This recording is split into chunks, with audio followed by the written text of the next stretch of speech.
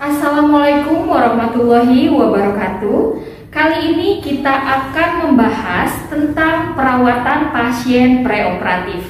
Tujuan dari perawatan pasien preoperatif ini adalah untuk mempersiapkan pasien yang akan menjalani operasi dan juga untuk menghindari atau meminimalisir komplikasi yang terjadi saat pasien setelah menjalankan operasi. Berikut alat-alat yang harus disiapkan untuk perawatan pasien preoperatif. Di antaranya adalah alat-alat untuk memeriksa tanda-tanda vital, yaitu yang pertama stetoskop, kemudian yang kedua sphygmomanometer set, lalu yang ketiga adalah cairan antiseptik. Ini diusahakan cairannya itu adalah klorhexidin yang 5%. Kemudian ada kasa yang disimpan di dalam kom, lalu ada bengkok untuk tempat alat-alat atau tempat kasa yang sudah dipakai, kemudian ada alat untuk mencukur,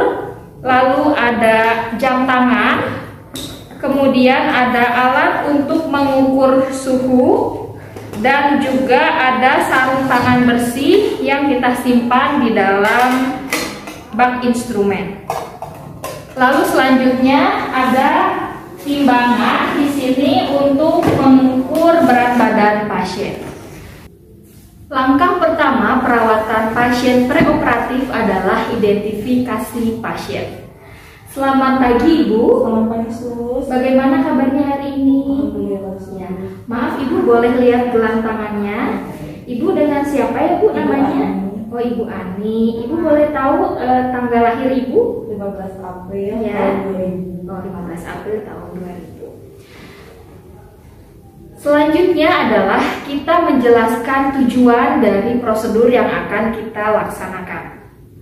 Ibu, perkenalkan nama saya Suster Novi. Saya kemari untuk melaksanakan tindakan perawatan preoperatif kepada Ibu. Nah, tujuan untuk tindakan perawatan preoperatif ini adalah untuk mempersiapkan Ibu, karena kalau tidak salah hari ini Ibu mau menjalankan operasi ya Bu ya. Betul. Nah, sebelum operasi itu ada beberapa tahap persiapan yang harus kita laksanakan supaya nanti setelah operasi mudah-mudahan tidak ada terjadi komplikasi yang diakibatkan dari proses operasi seperti itu. Bagaimana Ibu? Apakah Ibu bersedia? Bersedia Suster. Ya, untuk penata laksanaan perawatan preoperatif ini kurang lebih dilaksanakan selama 30 menit ya Bu ya. Siap. Kita mulai saja ya Bu ya. Iya, terima kasih. Selanjutnya perawat melakukan cuci tangan 6 langkah.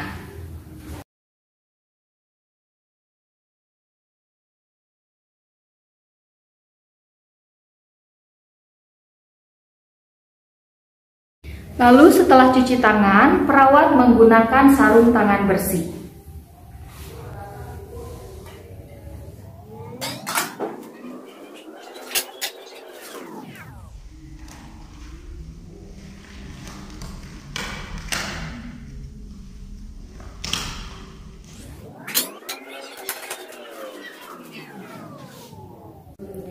Langkah selanjutnya adalah memeriksa kembali lokasi dari daerah operasi pasien. Ibu, apakah Ibu tahu Ibu akan melaksanakan operasi apa?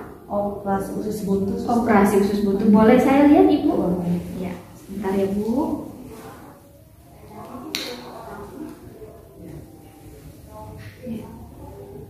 Oke, baik, sudah bersih ya Bu ya untuk daerah area yang akan dioperasinya. Ya. Selanjutnya kita memastikan kembali lembar persetujuan pasien atau inform consent apakah sudah disetujui dan ditandatangani oleh pasien atau belum. Baik Ibu, maaf saya di sini mau mengklarifikasi. Ibu sudah mendapatkan penjelasan terkait prosedur operasi? Sudah. Sudah ya Bu ya.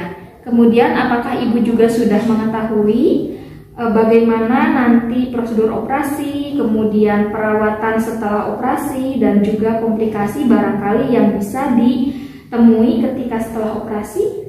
Sudah dijelaskan ya Bu ya. Ibu juga kalau saya lihat di surat ini sudah menandatangani persetujuan operasi ya Bu ya? Betul, sudah. Langkah selanjutnya adalah memeriksa tanda-tanda vital pasien meliputi suhu tubuh, tekanan darah, frekuensi nadi, dan juga frekuensi nafas.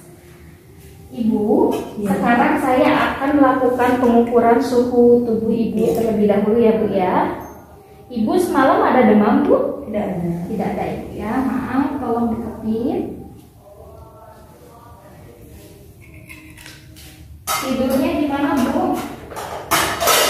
Kuranginnya soalnya kan ada nyeri-nyeri gitu. Oh, nyeri ya. Tapi Ibu sudah puasa kan ya Bu ya? Sudah, ini lagi puasa. Boleh saya lihat dulu suhunya? Ya, suhunya normal ya Bu. Terima kasih.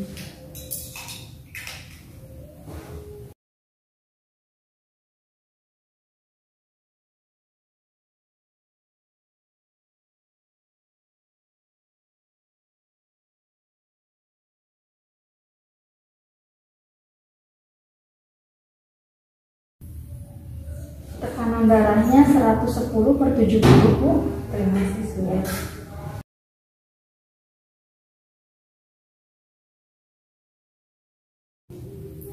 Ibu, sekarang saya mau memeriksa denyut nadi Ibu ya Bu ya.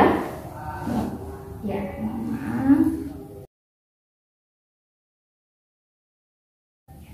Denyut nadi Ibu normal 72 kali per menit dan juga pernafasan Ibu normal 18 kali per menit. Ibu tidak ada sesak ya Bu ya? Tidak. Ya. Ibu terakhir kali ditimbang berat badan kapan ya Bu ya? Kemarin. Oh kemarin. Berat badannya berapa Bu? 57. 57. Persiapan selanjutnya adalah melaksanakan pemeriksaan EKG, kemudian pemeriksaan gula darah dan juga pemeriksaan darah rutin sesuai dengan permintaan dari dokter yang akan melakukan operasi. Nah, dalam hal ini di video kali ini saya tidak akan mempraktekkan bagaimana cara untuk melakukan pemeriksaan EKG, kemudian melaksanakan pemeriksaan pengambilan darah rutin dan juga pemeriksaan glukosa karena sudah dijelaskan di video-video sebelumnya. Ibu kalau tidak salah saya lihat di status Ibu sudah dilakukan pemeriksaan EKG ya Bu ya, yang direkam jantung. Sudah. Kemudian sudah diambil darah untuk pemeriksaan gula dan juga untuk pemeriksaan darah lengkap ya Bu ya.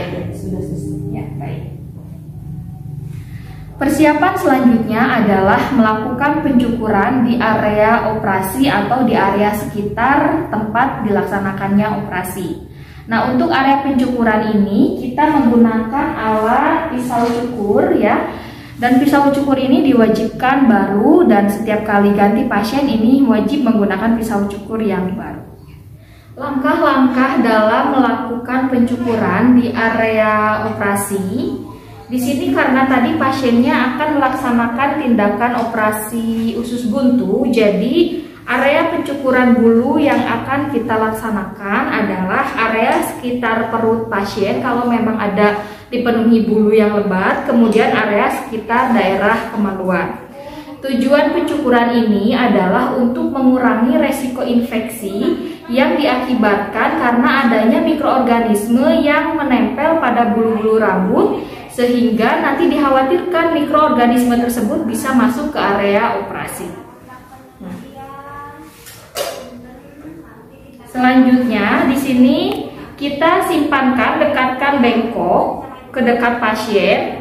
Kemudian kita lakukan pembersihan terlebih dahulu di area bulu pubis pasien.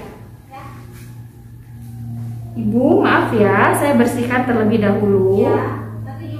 Ketika melakukan pencukuran ini diharapkan privasi pasien tetap terjaga. Jadi lingkungan harus tertutup, kemudian kalau ruangan pasien itu bersebelahan dengan pasien lainnya maka harus memasang hordeng atau memasang juga sampiran.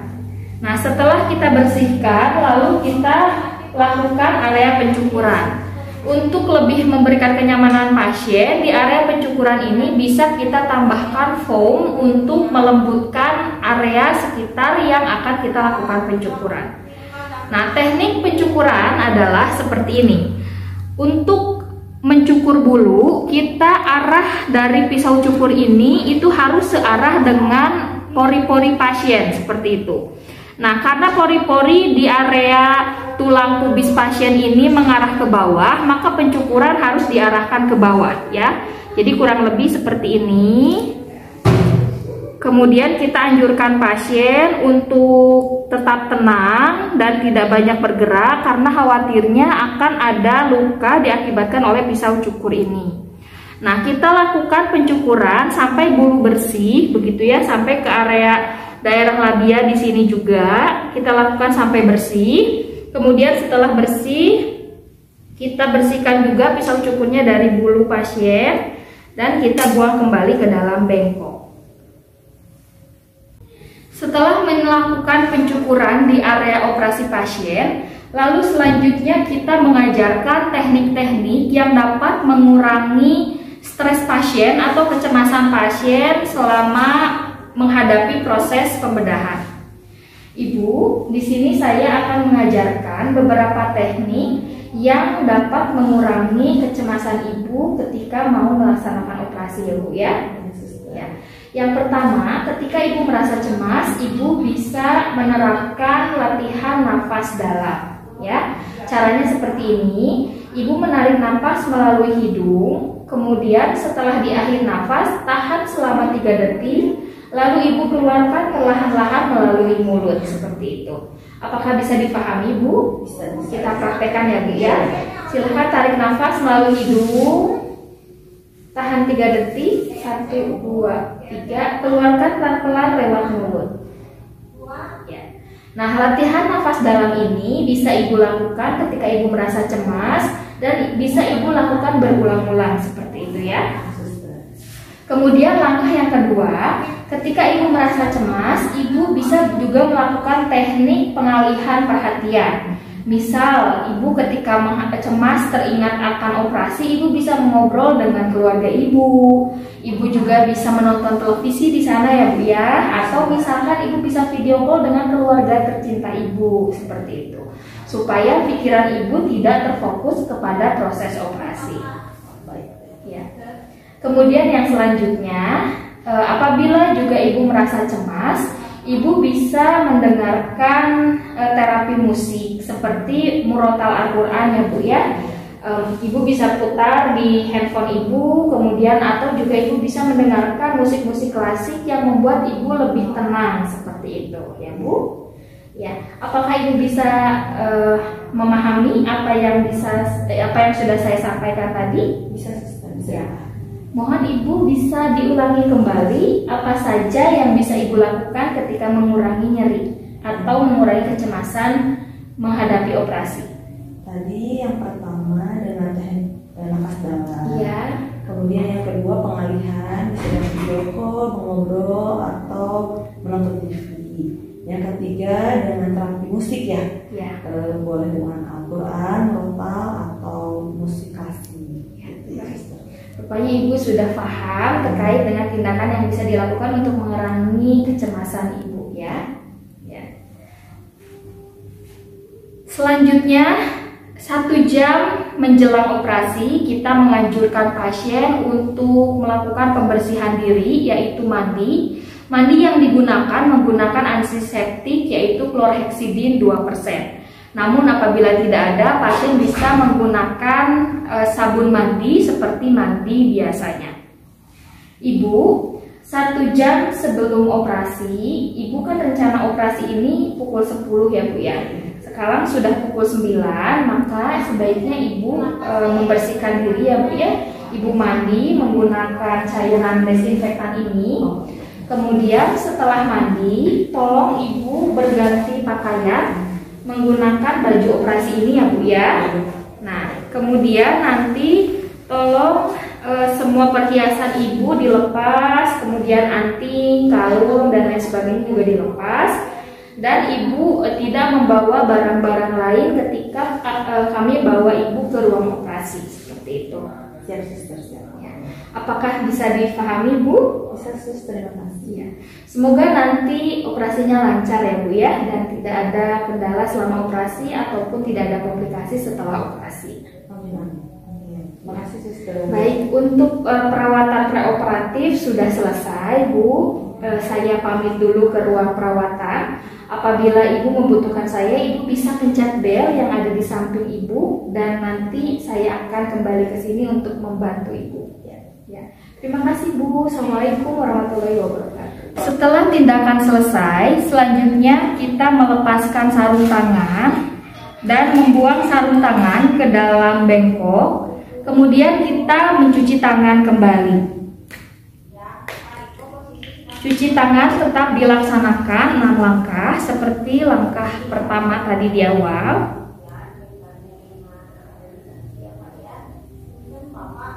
Nah, kemudian jangan lupa kita merapihkan alat-alat dan juga kita mencatat hasil dari perawatan preoperatif di dalam status pasien. Baik, sekian untuk perawatan pasien preoperatif. Wassalamualaikum warahmatullahi wabarakatuh.